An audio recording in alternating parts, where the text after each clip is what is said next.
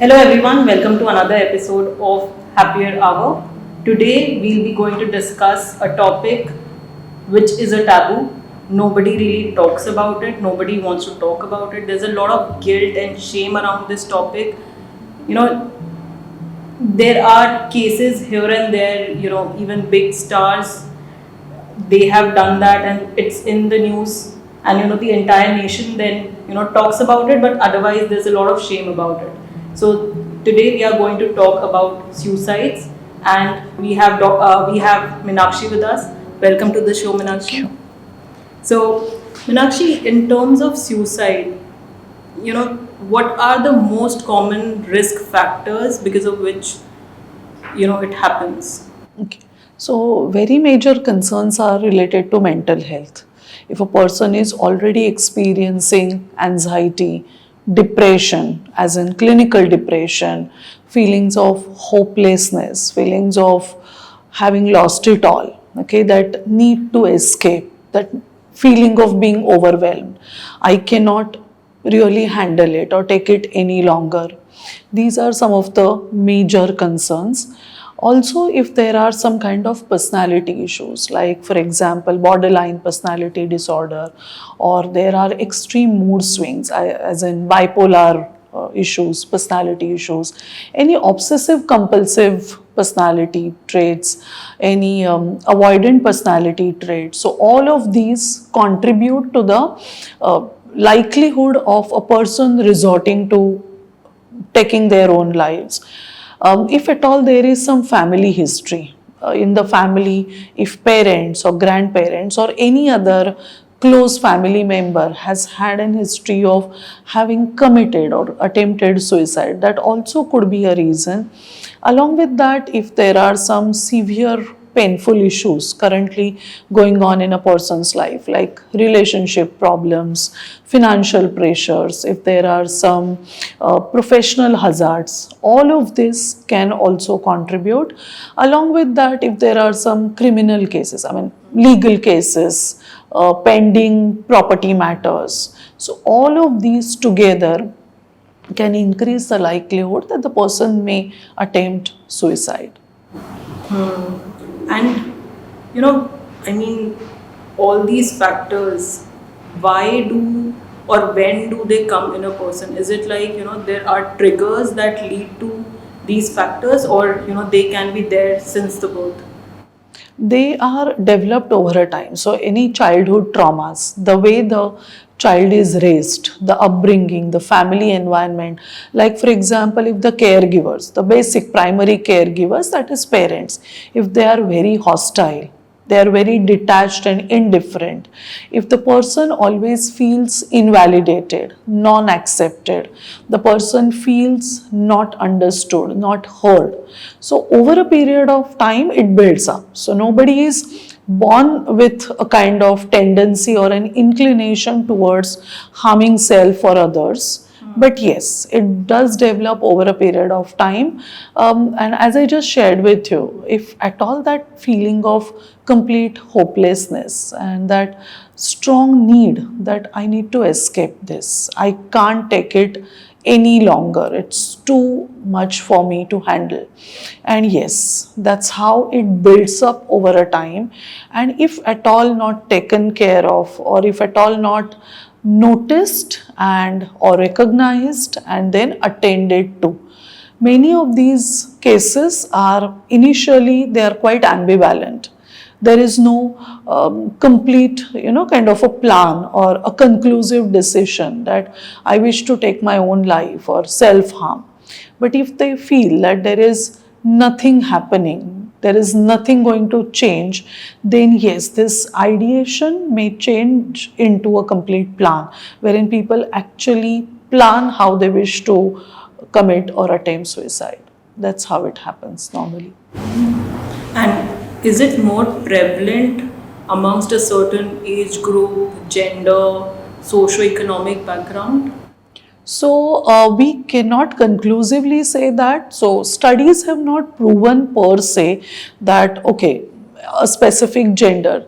Now mostly men are likely to die while attempting suicide Only reason is they resort, or there is a tendency to resort to more lethal means, wherein that death is, definitely going to happen, kind of thing, like gunning oneself down or using more hazardous lethal means. In case of women, the attempts are likely to be more, but the statistic says that the death rate by suicide is lesser in women.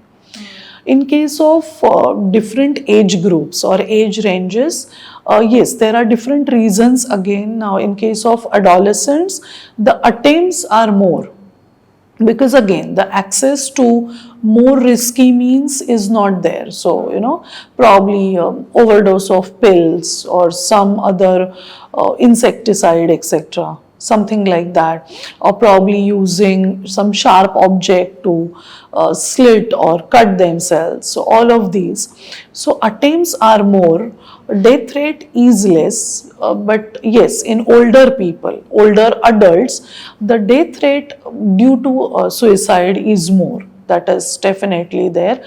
As far as socio-economic strata is concerned, again, there is no conclusive statistics which says that, okay, people belonging to a particular socio-economic strata are more likely to attempt suicide or more likely to die by suicide. So it's there across all age ranges, both the genders, and across all strata. So it's not like a person who is highly accomplished, successful, rich is not likely to attempt suicide or is not likely to die. Rather, these people, as I said, can have access to more lethal means. So death somewhere, it does happen. So it's that way. And we have so many examples also around us, even in recent times, of popular rich people dying by suicide. Correct. And I mean, suicide, of course, nobody talks about it because, one belief is if we talk about it, it also would lead to ideation in someone's mind that this is also a possibility, I should also try. So, is that the case that, if we talk about suicides, would it lead to more suicide attempts? Actually, no.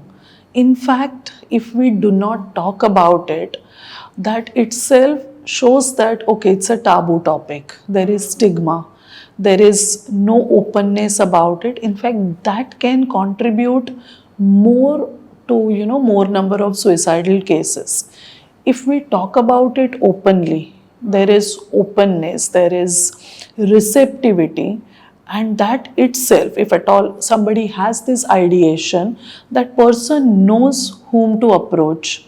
That person knows that yes, mental health concerns, which even I am experiencing, they are genuine, they are understandable by others. So then it becomes less likely that the person will actually implement those ideas. The person rather would try and approach, so as I said, ambivalence, or that to be or not to be stage. The person would rather go and approach someone, maybe a professional, a mental health service provider, or somebody who he or she knows that, okay, likely to at least listen to me and extend a helping hand. So this topic rather needs to be discussed more openly and more often. And in terms of, death by suicide, is it so uncommon like we would like to believe? Because, I mean, generally it's like we don't see a lot of suicide cases around us. But you, as a psychologist, working in a hospital, what is your experience in terms of death by suicides? Okay. The deaths are by suicide are not so uncommon as we would like to believe it. In case if there is help provided by any helpline, friends, family, neighborhood, and that crisis management happens immediately, we can save a life. But yes, deaths happen. Why we do not come to know is because about the covering up, okay, that shame, that guilt, as you said in the opening up of the topic, that social stigma, So such cases are always covered up. They are not, they never come out more so in public. So that's the reason people don't know about it. But yes, when a person is actually having a plan and knows that I wish to end it all, the person always sees to it that the attempt is successful. So yes, the deaths by suicide are quite a lot there. And I mean, people who attempt suicide or who are thinking about it, are there any warning signs that they give? Yes, definitely. So, as many a times they express it. So, I wish to end it all. I can't see things. So, verbal cues are definitely there. Then, behavioral cues, hopelessness, a complete loss of hope or complete negativity, pessimism. Many a times they may just, in their actions, so they may just give away their belongings, frequently saying a goodbye, or probably wanting to make a will, just distributing their belongings, a sudden drop in interest. So there is generalized disinterest in everything. So, or a sudden calmness. So, a person who's going through a lot of emotional, mental trauma or going through some very tough times, if we see that sudden silence, that some kind of calmness, which is quite unlikely in such cases, yes, we need to pick up those cues and we really need to take them very seriously so that again we can provide timely help. And जब किसी को suicide ideation होता है तो उनके दिमाग में या दिल में क्या रहा होता है यूजुअली? ओके, जब ये आइडिएशन होता है या they start getting that idea, सबसे पहली तो चीज़ यही होती है कि यही एक वे आउट है. There is nothing going to change in my situation, या पता नहीं कब कुछ पॉजिटिव बेटरमेंट या कुछ पॉजिटिव चेंज होगा. So it is better that I escape this. और एस्केप का ईजीएस्ट मीन्स है that okay, I and my self, I just put a full stop to my own life. दूसरा ये एक होता है कि I am a burden.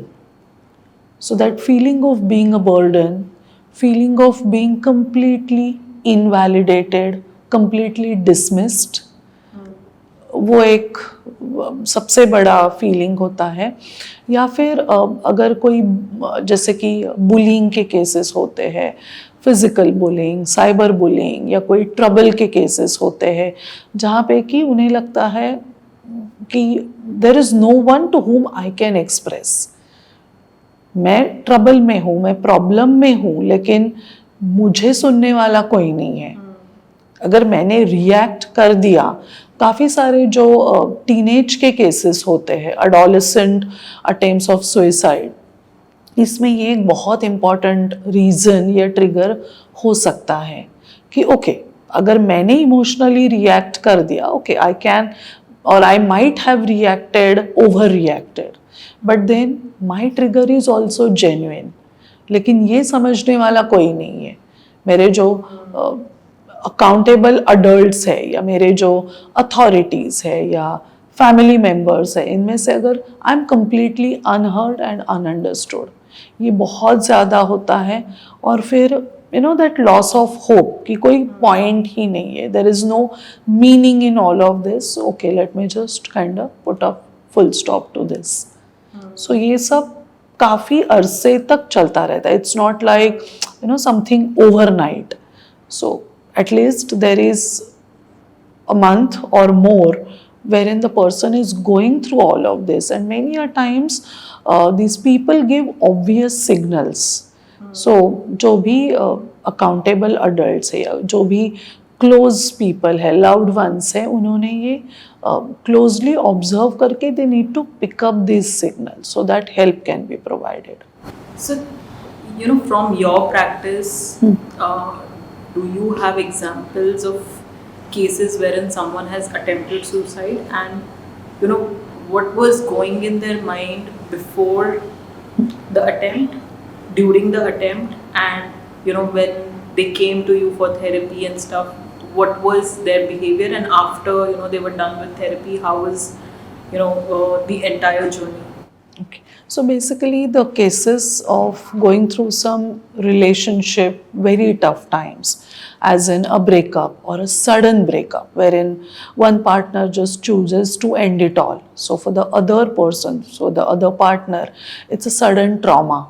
They're not able to process what might have triggered, and if the other partner chooses not to give the clarity, that can be really mentally clouding. So in that case, that sudden spur of thoughts wherein, okay, I wish to end it all, I'm not worthy of affection, love, all of that. So that's one thing. Secondly, it could be some body image issues, as in people who are experiencing body shaming, bullying, people who are already having eating disorders as well, like anorexia, bulimia. So finally, a point comes wherein they feel that, okay, I have these issues and I cannot live with the problem. There is no way for me to come out of it, and then I cannot live with it. So that could be one thing.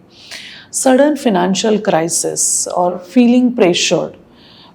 Nowadays, of lately, I was also surprised because couple of cases of the same kind came. So wherein people are resorting to easy money, not that they are non-working people or they are not having any other means. They were holding good jobs, businesses, earning well, well settled and well established, but that thing about, I wish to give some more material happiness to my family, to my dependents, and then okay, the source for it, the resource for it is money. And if at all I can get some easy money, getting into some kind of gamings, so all these online games, and then that becomes a kind of addiction. So huge amount of money is lost, there are debts, there are loans, and then repaying, and then that thing about how do I share it with my loved ones, my family. In case if at least one or two family members are understanding, non-judgmental, and they have that capability to take it in their stride despite it being huge loss of money and that huge pile of debts, okay, such cases, they are better placed when they deal with it. But again, that feeling that I'm being a burden to my own family, so that itself, so all of these such kind of cases I have seen, wherein there are attempts, there is ideation definitely, and they are looking out for means as to how can I end it all. Along with that, if at all there are some diagnosed psychological illnesses, as I was mentioning, some kind of severe psychosis like schizophrenia, manic depressive, or bipolar, borderline personality. So all of these cases more likely to think about or have that suicidal ideation. All these people, whether they need hospitalization or they themselves alerted their family having these kind of thoughts, or probably the family members have been very alert, aware, proactive, and they get them for therapy sessions. Sometimes when people find comfort in therapy, they know that this is my safe space, okay, I will not be judged, I will not be labeled and tagged. They themselves also may express, so they come for therapy for some other reason, and in the flow of the therapy sessions they may express that, okay, at times I get these kind of thoughts, or that is playing on my mind for a certain period of time. So various therapies like cognitive behavior therapy, wherein they are helped to challenge their own thought processes, that okay, their thoughts can be changed. So it's just a thought, and that thought is leading you into some kind of feelings and emotions, which will in turn lead you into some hazardous action. So working on those thoughts so that we can change the script. So that is their dialectical behavior therapy, some of NLP, new code, all of these therapies mixed, we can say, yes. So after the therapy sessions, what has been observed is that there is increased resilience, there is increased sense of hope, optimism. They know that there is other side as well. They know that there is help available. They know they can express, they can speak up, they can let it all out. They learn coping mechanisms to deal with their own emotional turmoils. If any traumatic life events have happened or currently ongoing, they know how, what are the means to cope up with that. So post therapy, there is increased positivity, there is betterment, and there is an overall, what we can say is resilience that is seen in them. We cannot completely negate or deny that possibility of these ideations recurring, but yes, the likelihood is still lesser. And you mentioned about suicidal ideation and attempt. So दोनों में क्या difference है, and how seriously should both of them be taken?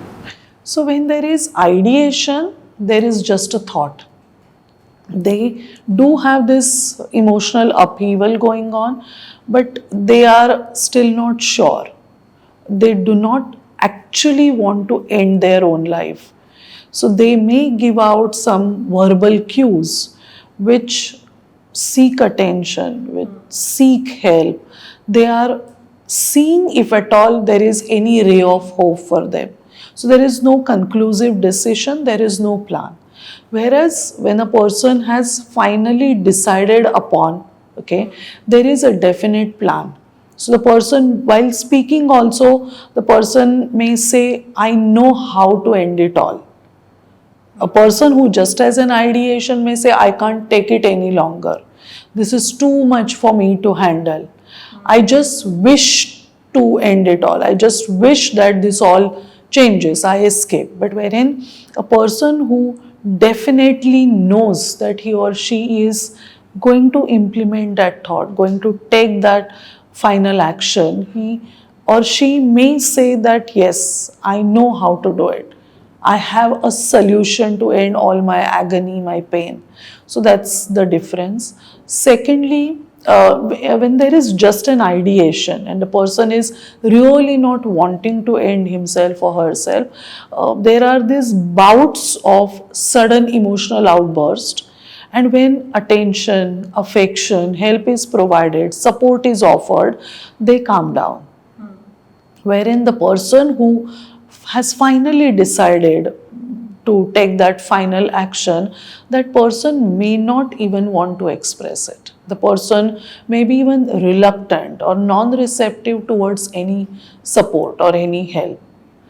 The person who just has an ideation, the person who just has these thoughts playing on his or her mind, that person will be rather expressive or seeking for help.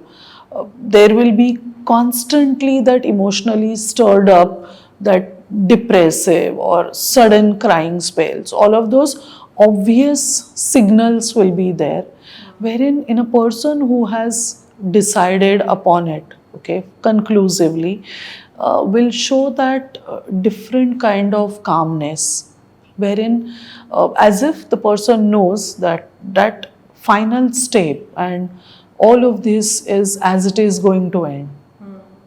So now no longer any expression, any help, anybody's support, anything is needed. So these are some of the differences, but yes, again, all said and done, we cannot just say that, oh, it's just a fake signal of suicide and a person is not really going to end it.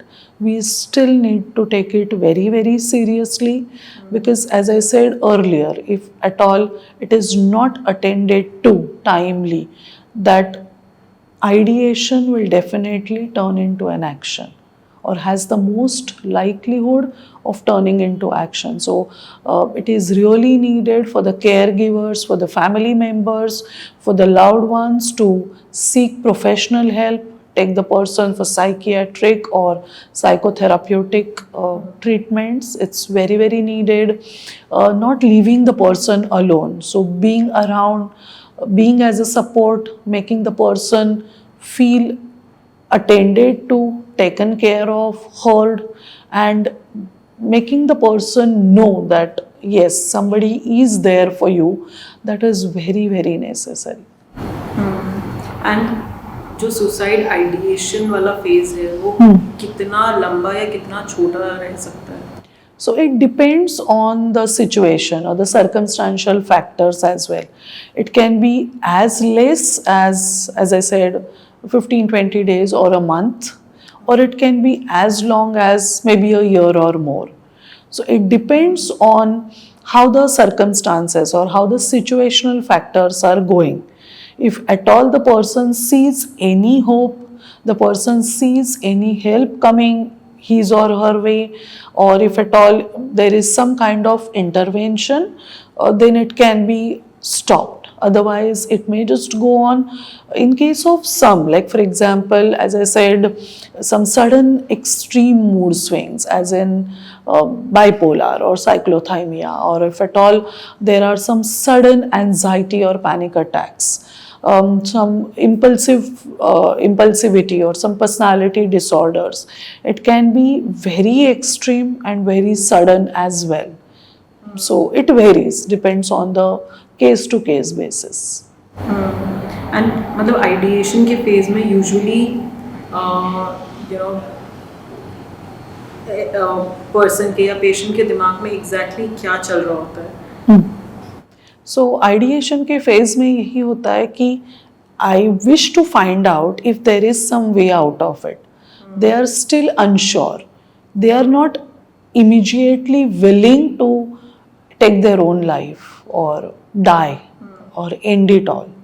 So they are also seeking help, that to be or not to be faced. That cry for help is there. So they are also wanting that somebody listens to them without judging.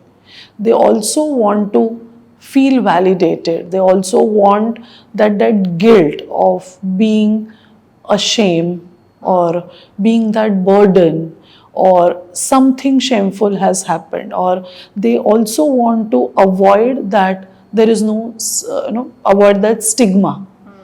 So they are looking out for all of these things in case, if at all, as I said, anybody notices these signals, anybody can be empathetic. If they find somebody who can at least listen to them patiently without giving kind of some quick fixes. Many a times these people, they do not ask for any immediate help as in a quick consultation. They just want to feel heard. They just want that somebody is listening to them empathetically. So this empathy factor is very, very important. So if they are asked questions like, how could you even think like that, or why, that itself makes them feel dismissed, invalidated. And then they may just turn away. And then that thing that, okay, there is no one around me, nobody is likely to understand, or completely denying or pinning down the severity of their matters. Oh, this happens with so many people. Okay, this is not so uncommon. Okay, exactly, this is just a phase. So, okay, it may be, but then I am a different individual, and for me, my predicaments, my problems, my challenges are as genuine and as severe as it can be.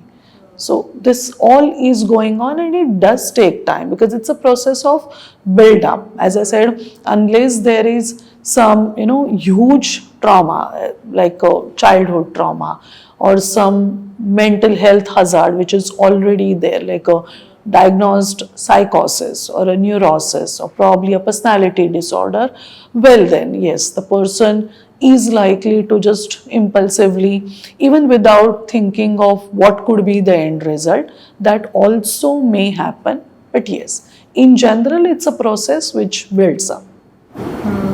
And मतलब जब suicide ideation का phase है या you know attempt में तो of course I think the you know patient is taken to a doctor but ideation वाले phase में what can family members do right so ideation के फेज में when there are some obvious signals जैसे कि generalized disinterest, the person is constantly feeling depressive, there is lack of self care, as in people, they even refuse to eat at times, or they refuse to socialize, they simply just refuse to step out of their confinement. Sleep disturbances, okay, inexplicable crying spells wherein the person is not able to tell why he or she is even crying or why he or she is distressed so much. So there is severe persistent emotional distress. And as I earlier expressed, verbal cues, the person is expressing that I just wish to end it all, I can't take it any longer, can somebody help me out of this, I don't know how to escape this, I know I made a mistake, but can this be corrected? Can I be forgiven? So these are the signals which the family members, the people who live with that person, need to be very, very sensitive to. They also need to be sensitive or rather mindful and aware about the person's overall nature, okay, the person's personality factors, personality traits, and very importantly, take things seriously. Don't just negate them or just reduce or dampen the severity by saying, oh, you know, as you just said, it's just a phase, अभी हो रहा है, कुछ देर बाद ठीक हो जाएगा. So increased sensitivity is what the family members, and then when they notice this, they really need to be sensitive enough to make the person feel heard, understood. So just listen to the person, make him or her speak up, express, talk without judging. So the person needs to feel non-judged. The person needs to feel, yes, validated, even though his or her thoughts may not be acceptable or agreeable. Okay, one can say, well, I understand how severely you are feeling it or what you may be experiencing, though I myself may not have ever experienced this or may find it difficult to agree with this. Okay, that's fair enough. But yes, and seeking professional help. So immediately, so all that listening to, making the person speak, making the person feel taken care of and attended to, all this is a process. It's a long-term process.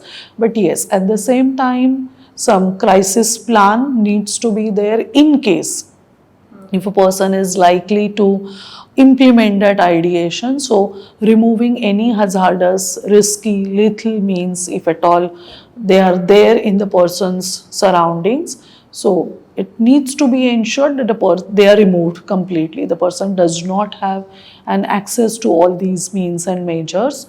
And yes, crisis intervention plan, so wherein they can immediately reach the person in case if need be, and psychotherapy, in case if needed, even medications. So professional intervention is definitely a must.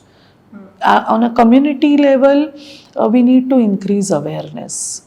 So we need to come out more often and more open discussing mental health hazards, and that yes, they are genuine. They are not just fads, or they are not just only due to certain circumstances or only for certain people. No, it can hit anyone, any one of us. So we need to be more aware, more empathetic, training people in workplaces, in educational institutes, not only that the healthcare service providers like doctors and psychologists and psychiatrists can provide help, but yes, even co-workers, peers, authorities, if at all any NGOs, volunteers can come up to get themselves trained to at least provide the basic help and care. So on a community level, yes, we need to intensify these kind of efforts, this kind of training as well.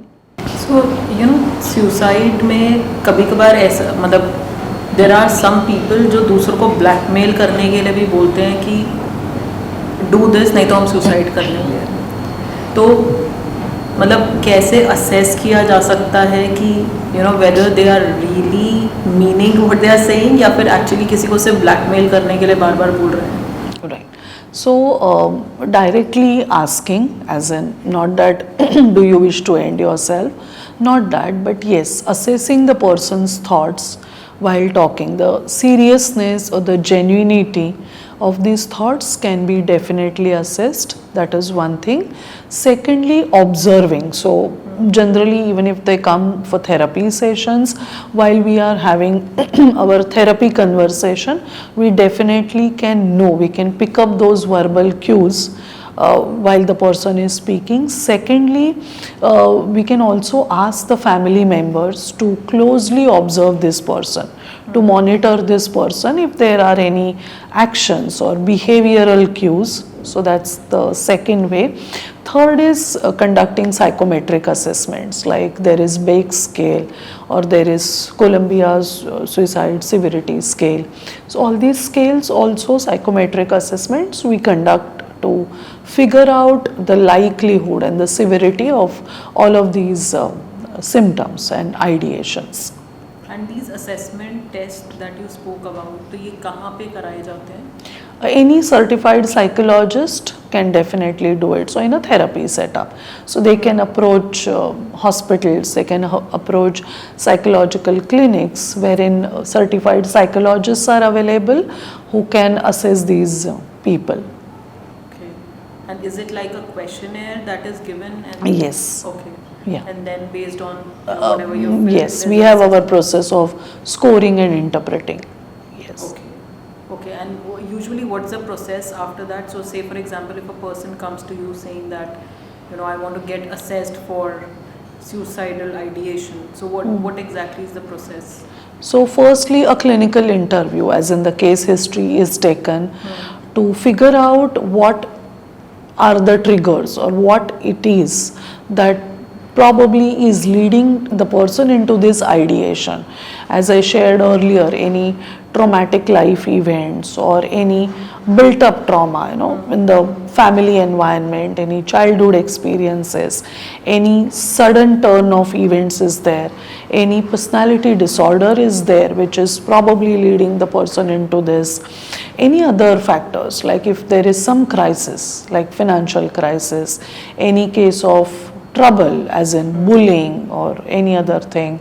So all of these things are also assessed, and yes, the tests, the psychometric tools can be used, and then once the severity is assessed, when the likelihood is assessed, of course the next step is providing the therapy so that this ideation can be completely resolved or can be completely changed. And usually जो suicide वाले patients आपके पास आते हैं, typically वो क्या कहते हैं, मतलब do they say कि we have these thoughts, or they come for something else and then later on you realize that they have suicide ideations? So most of the times they come for something else. Like for example, there are some relationship trauma which is going on, some process of breakup is going on, or they have already undergone some painful separation.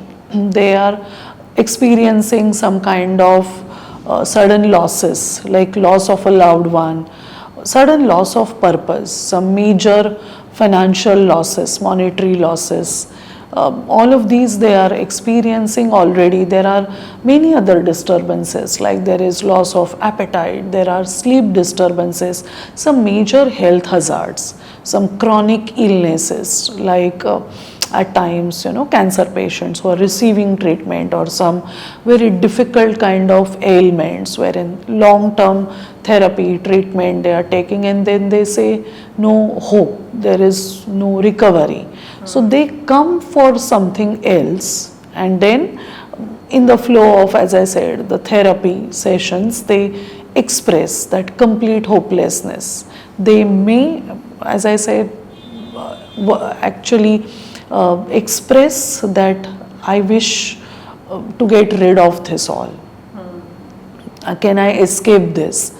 Or else, yes, at times it may also so happen that the family members, when they are very sensitive, observant, they notice these kind of signals and they get them.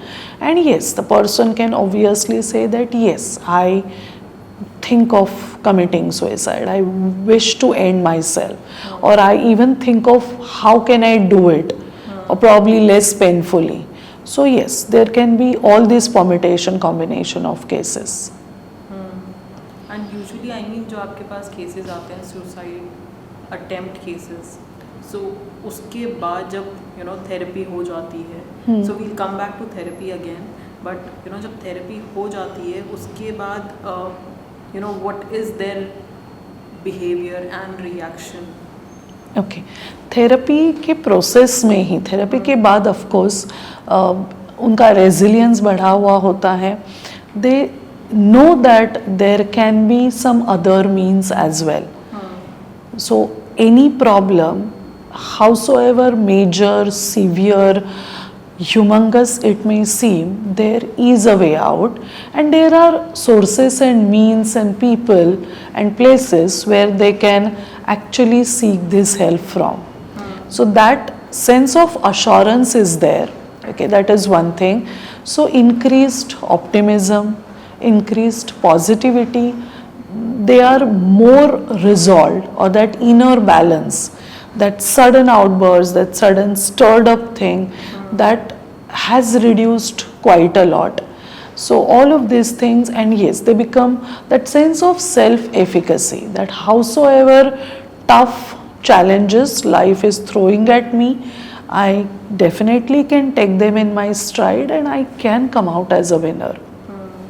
So all these major changes we see in them, most of the cases. And आपने जैसे बताया कि they become more resilient after and even during therapy, and you see very positive changes in terms of they are able to take life as it comes in a way, and they are able to take challenges of life. So is it like before the therapy they are they don't have means and resources to take life as it is, and actually in therapy they learn how to go with all the challenges? Yes, definitely. See, actually before the therapy or before they seek the professional help, they see complete dark, they see hopelessness, they do not know where and how can they approach someone, and that's when the only resort to their all the questions is just end it all.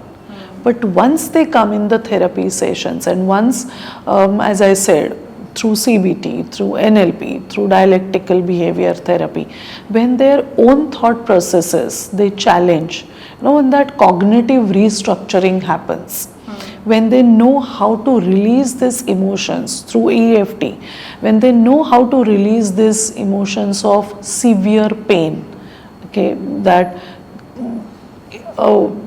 that shame that they are experiencing, that guilt that they are experiencing, that feeling of being tagged, labeled, judged, okay, that feeling of low self-esteem, low self-image, self-doubt, severe anxiety. When all of this baggage is completely released and done with, then yes, they know that, okay, there is the other side. And this is that flip side. So that happens. And again, going back to therapy, so what are the different kind of therapies that you do? like you mentioned, CBT, REBT. So can you explain what all therapies you do and what exactly do you do in each of them? Okay, so in CBT and REBT, there is an attempt to do that cognitive restructuring, to help them to challenge their own thought processes so that they can see the other various means and measures that they have. They understand, they realize, they accept that these are their thoughts. Okay, probably yes, they have been triggered by their circumstances, by the situations prevailing in their life, by the experiences they have got, they have encountered, the interactions they have had with people. But yes, again, they are the creators of these thoughts. And as these thoughts have been created by their own selves, they also have that potential in them to change these thoughts and create opposite, positive, optimistic thoughts. So that thing happens through REBT, CBT. If they are people of extremes, shoulds, musts, have tos, okay, ought tos, then their self-talk, they are helped with changing their self-talk. They are helped with changing their narratives of situations, of circumstances, of life experiences. They are trained, or rather they are helped, or that facilitation is done so that they develop possibility thinking, so that they can search for solution, not only search but they can implement. Through NLP they are shown how their own self-talk, the language that they speak, is affecting their own thought processes, which is again that chain, thoughts leading them into emotions and feelings, and then that leading them into certain behaviors and actions. Also, they are helped to understand that the feelings which are a result of their own thoughts, that can be as temporary as they wish it to be. So they are given various techniques like through EFT how to release these emotions. Then there are techniques like forgiveness techniques, or some mindfulness, relaxation, breathing techniques. Then for sleep disorders, if they are having some kind of sleep disturbances, there are various techniques given for inducing a restful nighttime sleep. Self-hypnosis, even hypnotherapy, all of this is used for that as well. A certain regime is given to them, a daily routine. Okay, some alternate activities which they can do, like creative expressions, some kind of even community activities, like if they can volunteer for something, any activity, anything which can help them find that purpose, that life purpose, that meaning again. All of this is done through therapy. So this is how various therapies are used. You mentioned that you basically help them improve their own self-talk. So how exactly do you do that? Do you have any example of it? Okay, so for example, many of these people, what we call as growth mindset and limitation mindset. So these people have lot of self-sabotage kind of self-talk. Like for example, how could I do this? Or I am always a failure. Or why this happens always with me or only with me. Or I don't see any way out of this. Or I don't even know why I do like this, or why have I done this. So all of these limitation mindset, they are helped with to change this. So rather than saying, how could I make this mistake, or how could I even think of doing it, okay, they are helped to understand for a fact that, well, to err is human. So they did that mistake. It may be some grave mistake. But now pondering on that mistake is rather going to complicate that situation more.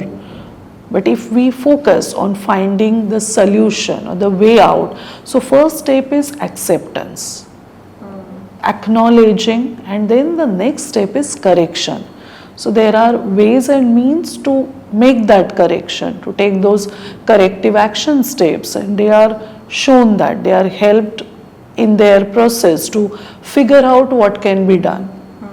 So that's how their self talk can be changed. Also many a times I also tell my clients to write it down. So consciously converting negative self talk statements into positive self talk statements.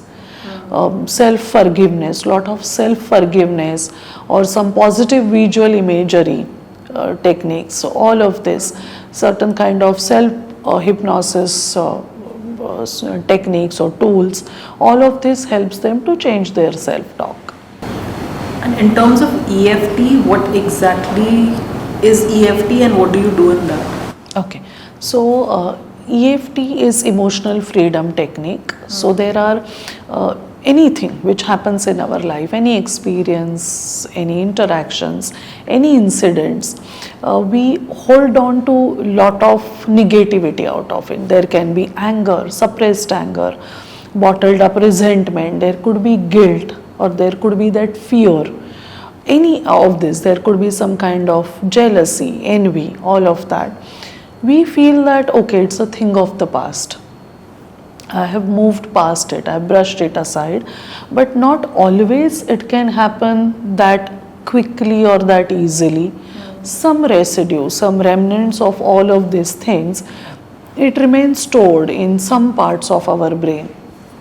While we are doing EFT, we are tapping. So there are certain points on our entire face, neck region, on the side of the palm. We are gently tapping on them, and while we are tapping on these points, we give the clients to say a specific tailor-made affirmation. Like for example, if a person is wanting to overcome the feelings of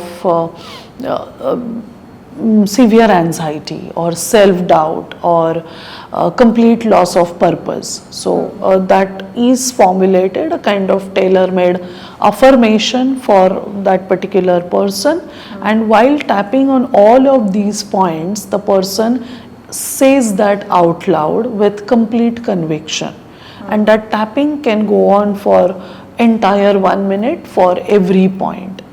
Also, for every tapping point, there can be a separate affirmation. So these are small, very short, positive self-instruction statements. So that's how EFT works. So it helps to release all those stored up, suppressed, bottled up, unwanted, unnecessary emotions, feelings, experiences, and when that release happens, okay, there is automatically a space to substitute that or replace that with something better, positive, opposite, optimistic.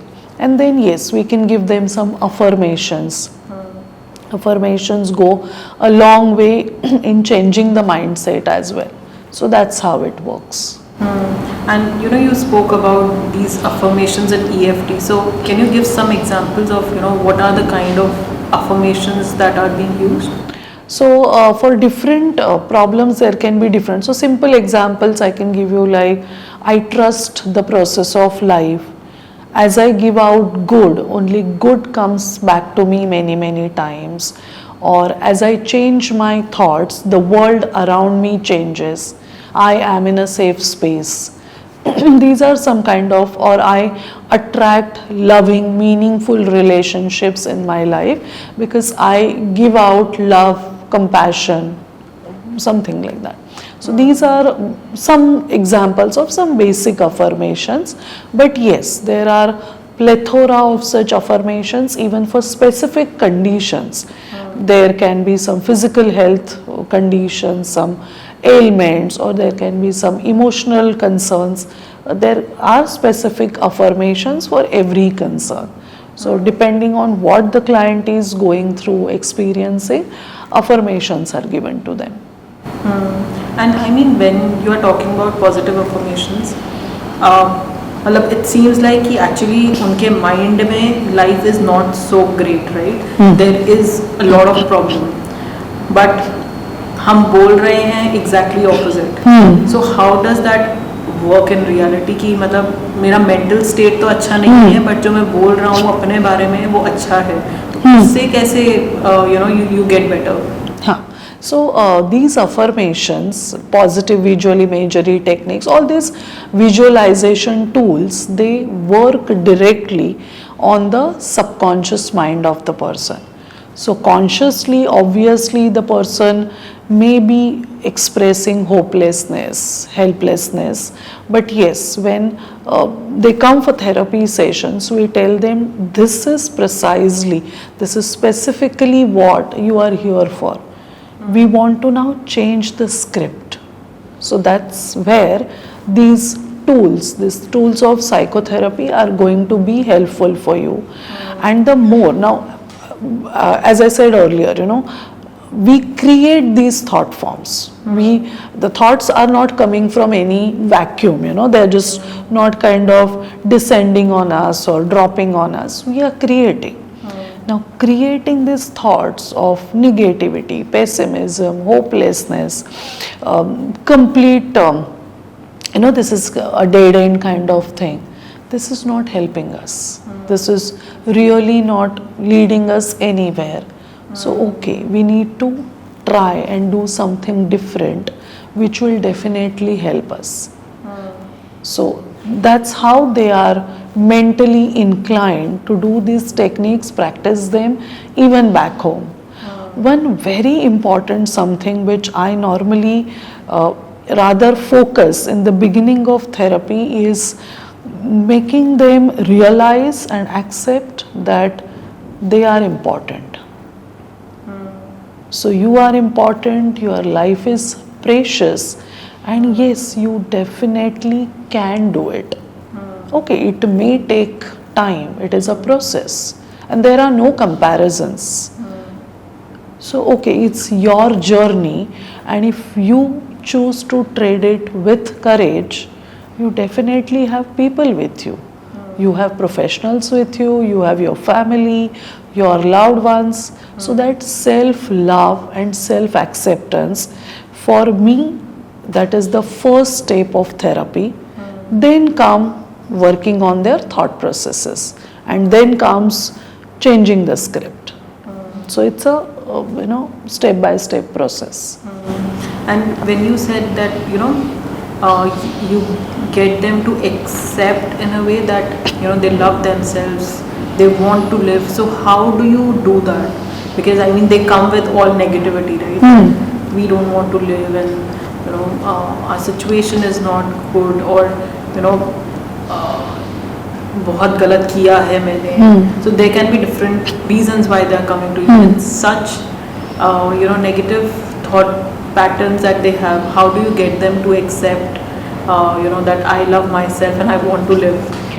So some simple techniques of self love and self acceptance, like standing in front of the mirror, looking at yourself with a warm, gracious smile and that kind heartedness towards self, and just an embrace to yourself. And when you say out loud that I choose to love myself and I choose to accept myself and my situation as it is, or I know I have the potential to come out of it.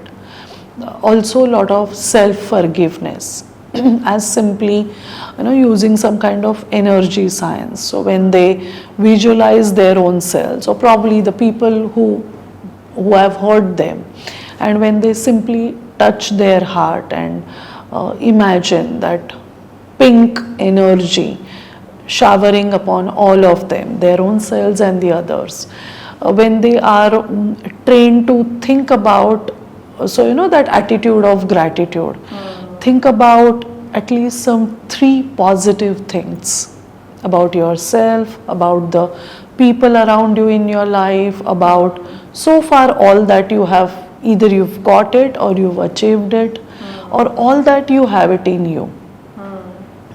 Just that, and every single day reminding, or rather putting it down on a paper, at least 3 to 5 things about your life so far that you have been grateful for, or you are thankful for, you are happy about.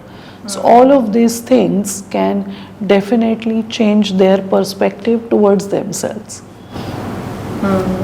And uh, I mean, if a person is ready to come for a therapy, then it's, you can do all of it. But if, say, for example, a person is not at all ready to come for a therapy, there's a lot of reluctance.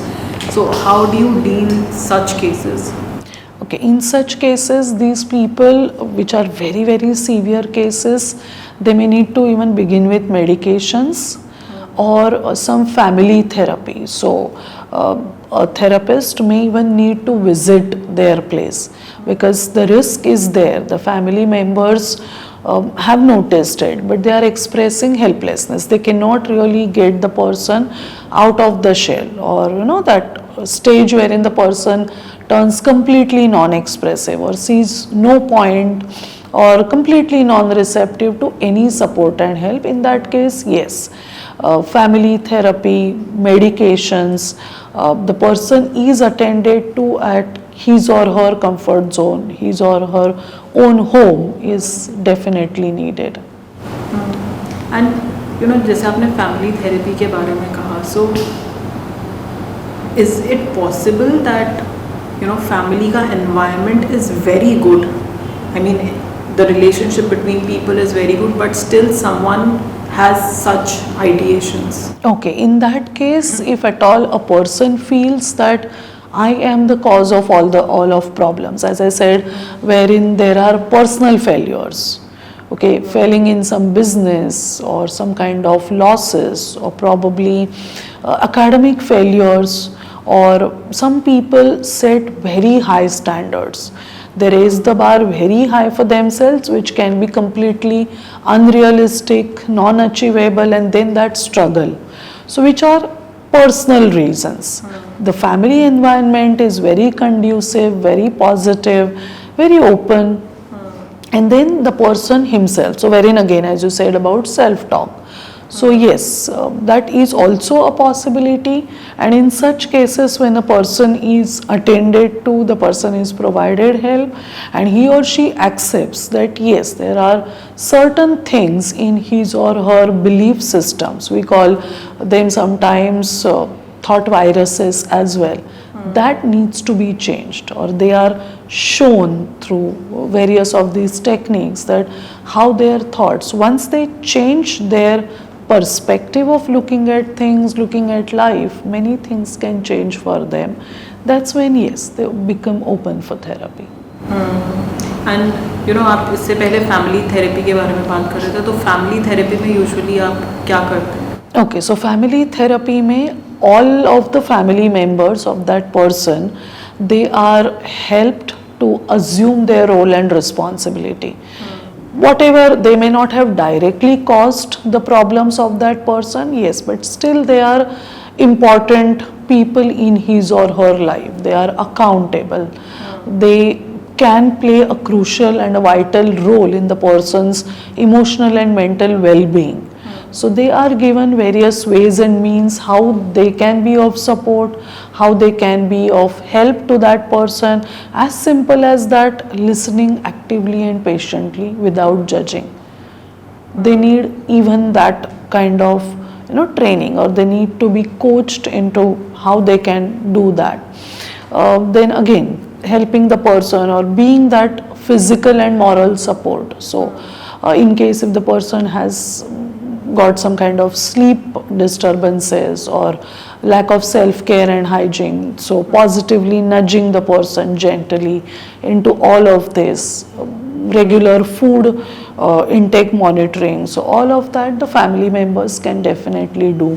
Then having positive conversations, the overall vibes in the family, the home environment need to be upgraded, upscaled. So they are given techniques, some kind of relaxation techniques like some meditations, if they can do it together as a one unit, as a family.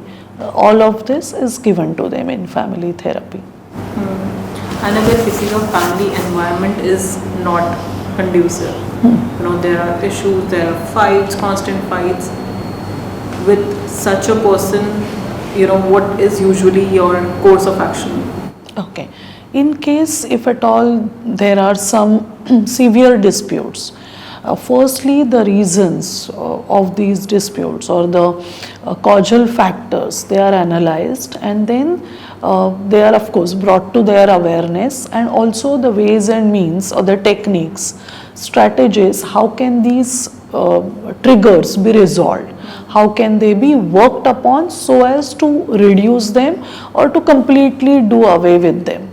If at all the family is showing willingness, openness, it's very, very wonderful. They actually start to work on it. Otherwise, if at all there is some initial resistance, then a suggestion for the person to seek help, or to be in the company of some people who can be reassuring.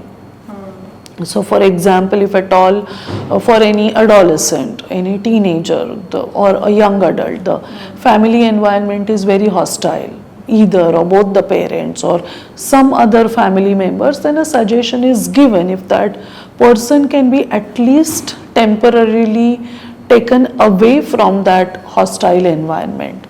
Or probably if there are a lot of fights in the family, so the reasons for the fight, how can they be removed? By probably some kind of physical distance among the members, because being in the same space, that constant interaction is going to lead into constant friction. So maybe some kind of distance, physical, not emotional and mental, but yes, physical distance can definitely avoid the reasons or probably resolve the reasons by themselves. So at times even these can be needed. So I mean, जैसे अगर किसी को suicide ideation हुआ है and they've started coming to therapy for you, but suddenly they stop coming for therapy. तो क्या reasons हो सकते हैं that they have stopped coming to you for therapy? Very basic reason could be they still see no change. So they feel, okay, I am seeking help, but it is not actually helping me to progress anywhere. It is not leading me into anything better rather than what I have been into. So that is one very important cause or reason. Secondly, the therapist and client connect, if that is not there, they do not feel related, or that relatability is not there. That could be another reason. Financial reasons, so they feel I cannot afford therapy sessions, so again that means an expense. Then there could be reasons like travel and commute. Okay, so going traveling long distance, and that itself is consuming lot of time, energy, money, all of that.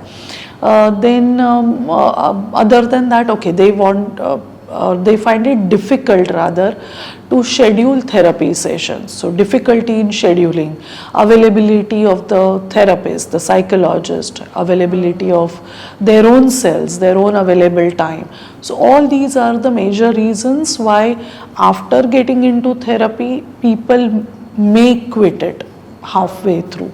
These are the reasons. And what is your suggestion in terms of how they can deal with all these things and still continue with therapy? So very important something I would like to tell such people is, in case if you still feel no hope, no change, speak it out. There are different and various means, measures, strategies, tools. Psychotherapy, as I said, is like an ocean. So there are definitely answers to all the questions. So unless you express it, unless you open up about it, and please do not have this kind of reservation that how do I tell my therapist, my psychologist that it's not working for me. That's fine. He or she is there to help you. You are there to seek a change, a positive change, and if at all through the strategies or the tools and techniques which are being used, you're not seeing it, you have all the rights and you really need to express about it. In case there are some financial constraints, okay, one can seek some NGOs or even some helplines or some group therapy sessions which can be more reasonable. Online therapy sessions in case of distance or travel, commute, these are the reasons.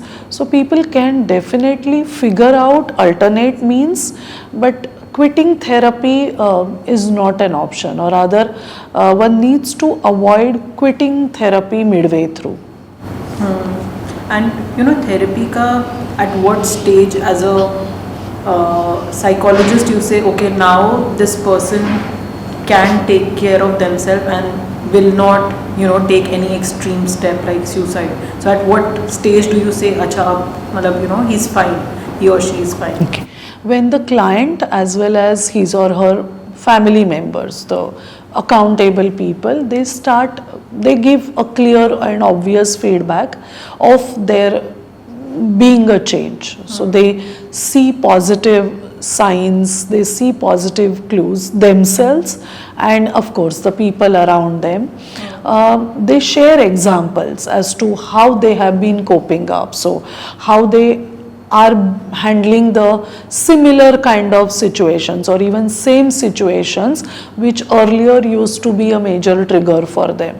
So these are some obvious testimonials or very clear feedback. That is one thing. Secondly, yes, in the therapy settings also, in the therapy sessions also, the language the person speaks, okay, the kind of bodily cues the person is giving, all of that also assures or reassures the psychologist, the therapist, that okay, the person now, the winning can be done, or that gradually concluding the therapy can happen.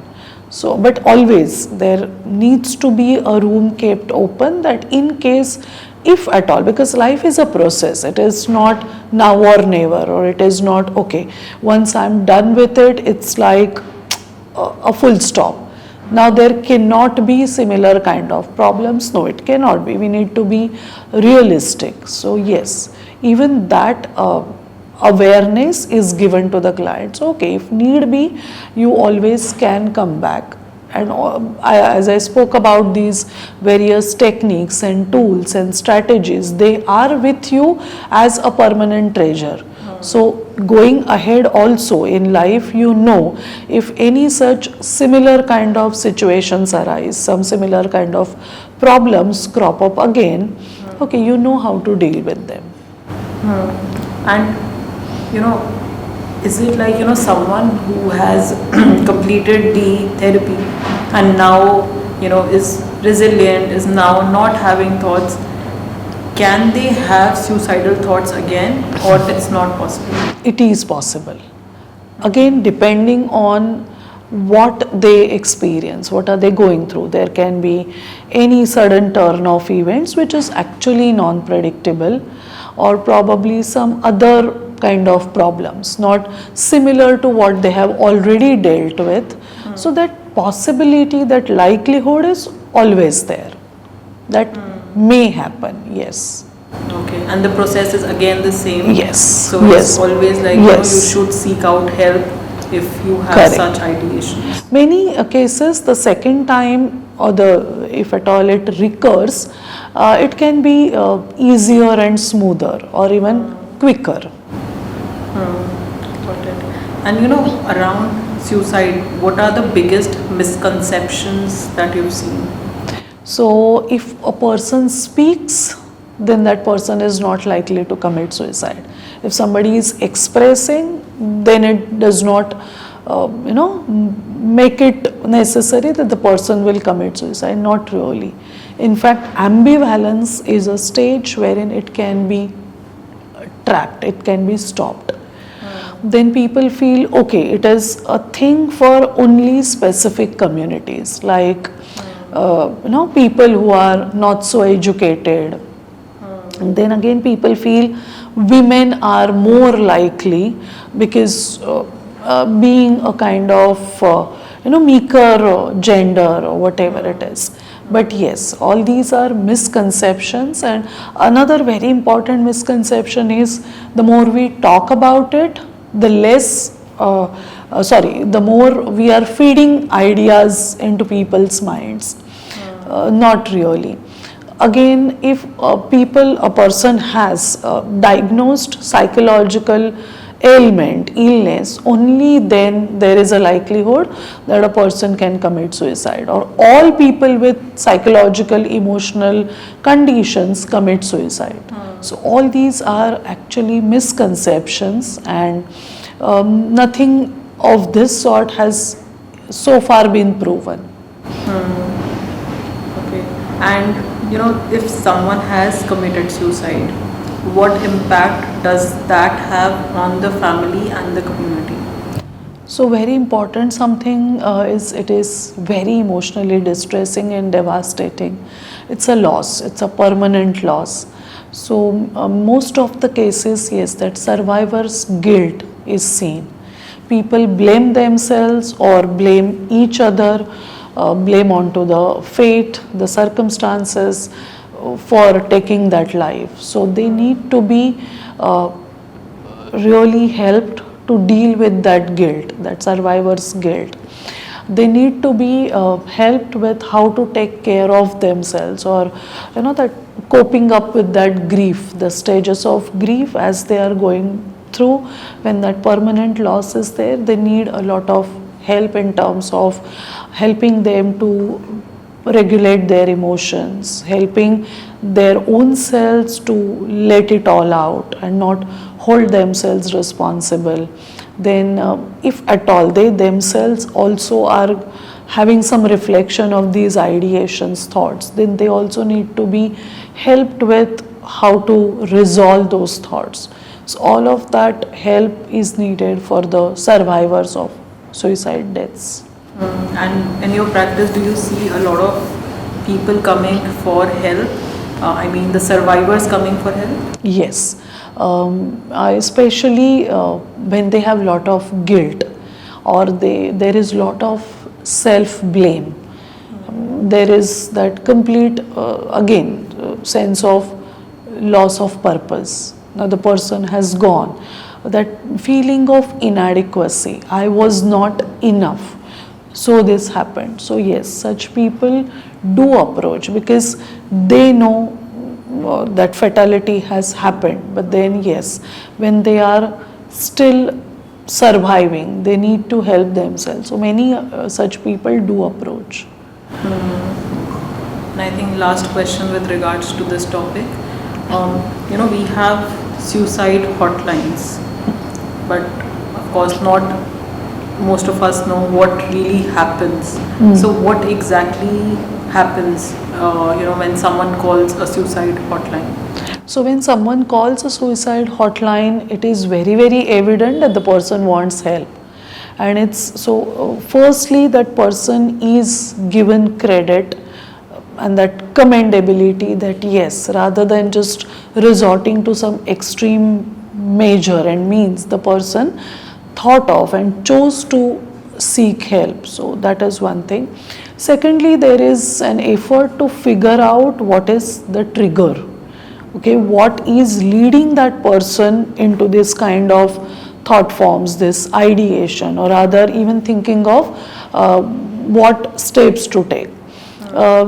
Distracting the person, positively distracting the person away from these thoughts, and then gently coaxing, nudging that person. So it's basically that time lapse, buying time, and then getting the person to get convinced and getting the person to choose to seek further help, as in approach some professional, come down for therapy, or welcome somebody who is likely to visit their place for providing help, for providing mental health support. All of that is done. So generally these calls last longer than an hour as well, because the more the time goes, that impulse can come down. So there is this 5-minute rule. So if a person waits for 5 minutes, then it's easy to get the person away from these thoughts, and ultimately, yes, away from the actions. So is it like, there are therapists and psychologists on the call? Yes, there are trained professionals on the calls. Okay, that's interesting. Yeah. Thank you so much for covering suicide. It was amazing to have you on the show. I have learned a lot, and I'm sure our viewers have learned a lot as well. If you have, please do like, share, and subscribe. Do comments. Put your comments in terms of how you liked it, what you want to see more. I'll be looking forward to it. Thank you so much.